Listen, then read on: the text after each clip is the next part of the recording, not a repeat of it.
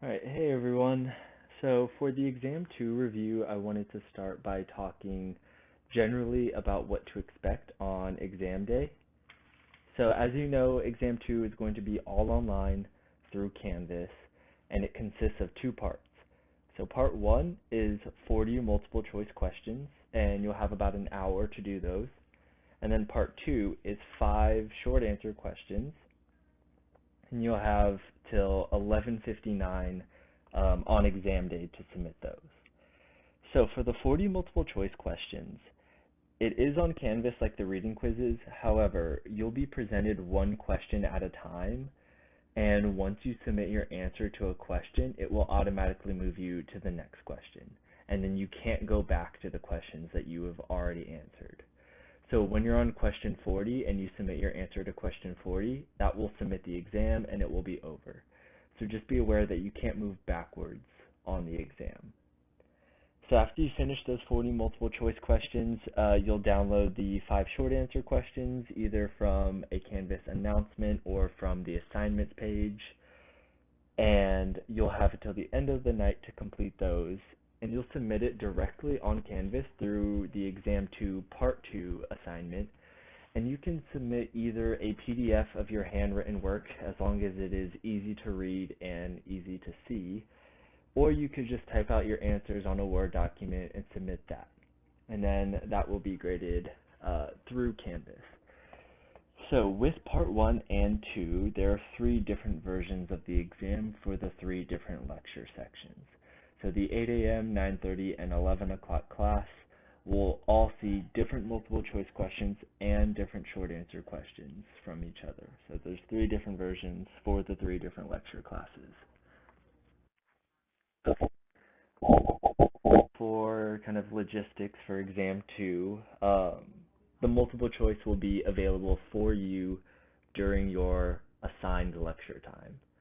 So like Ian said, if you're in the 8 a.m. class, you'll be taking your exam at 8 a.m. If you're in the 11 o'clock class, you'll be taking your multiple choice exam at 11 o'clock. So just be aware that it is still following your assigned lecture time. Okay, so let's get into the actual content review now for the exam. And the first thing I want to talk about is some sensory adaptation, and I've pulled this slide from Ian's lecture. So I really want to distinguish between 2 different words, adaptation and habituation. So in class, when we talked about receptor adaptation, this was referring to like if a stimulus was present, and if that stimulus is present long enough, your sensory receptors will eventually adapt to it. And there's 2 types of adaptation. Either those receptors will just decrease their firing rate over time, so you just won't have as many action potentials over time, or your sensory receptors will just stop generating action potentials altogether. So they will just start ignoring the stimulus altogether.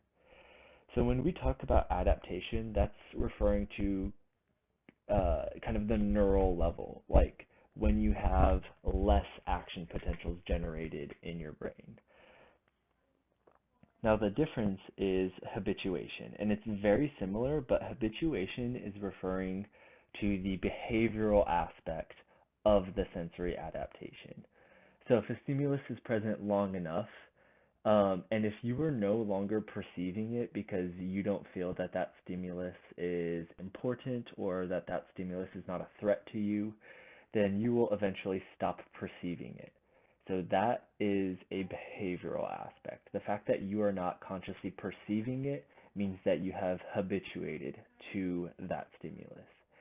And if you have habituated to a stimulus, it's probably because your sensory receptors have adapted to that stimulus. So adaptation referring to the receptor, habituation referring to perception and behavior. So I just wanted to make that distinguish, or I wanted to distinguish between those 2 terms. All right, so next up, I want to talk about dark current. So we have 2 different scenarios for dark current. we have in the absence of light, and we have in the presence of light. And I want to start by going over what happens in the absence of light. So, in the absence of light, I want you to focus on two proteins. Those proteins are rhodopsin and transducin.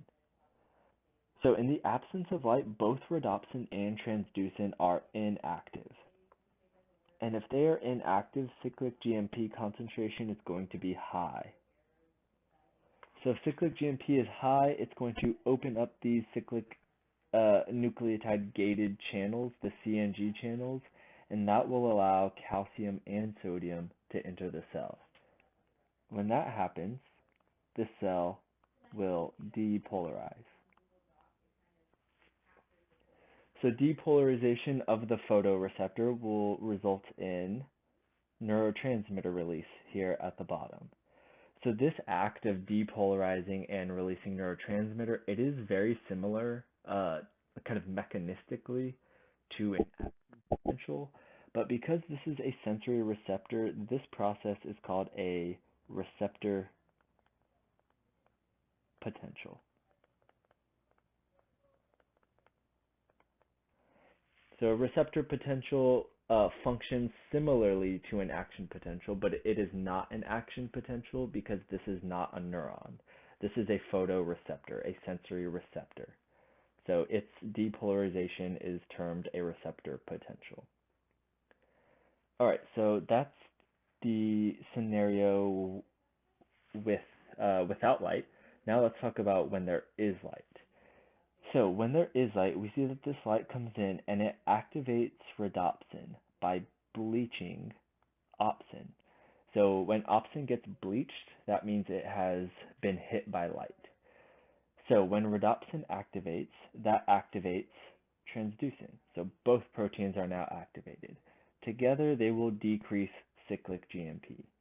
And when they decrease cyclic GMP, they close that cyclic nucleotide gated channel, and calcium and sodium can no longer come into the cell. That means that the cell will hyperpolarize. And by hyperpolarizing, it will stop releasing neurotransmitter. So this neurotransmitter that it releases is an inhibitory neurotransmitter.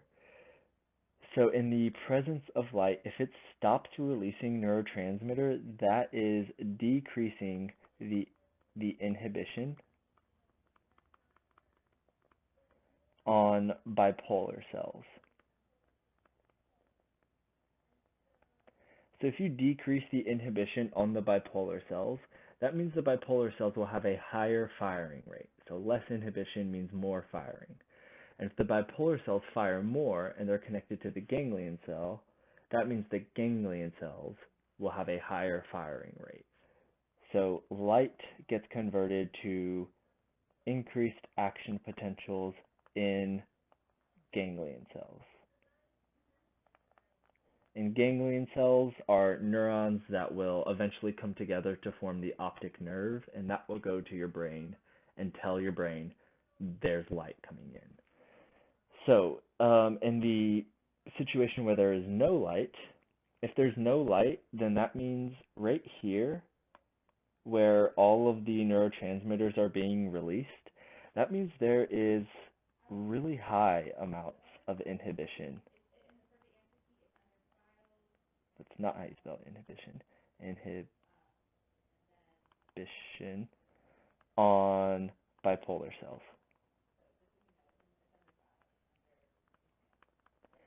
So if there's a lot of inhibition on the bipolar cells, that means bipolar cells will decrease their firing rate and ganglion cells will decrease their firing rate.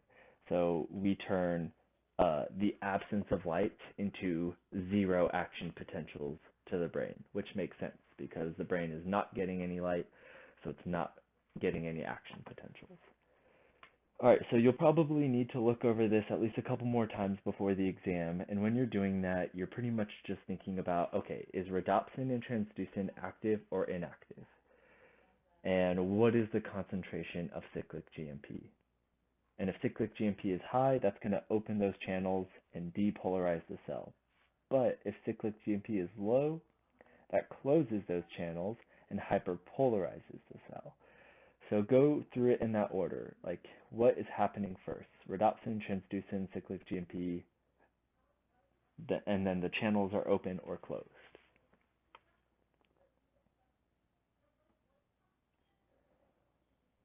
All right, so next I want to talk about sound transmission through the ear. And I have pulled this picture from the textbook. It's not in Ian's slides. So if you want to pause the video here, you can read through this, and then I will come back and talk through it.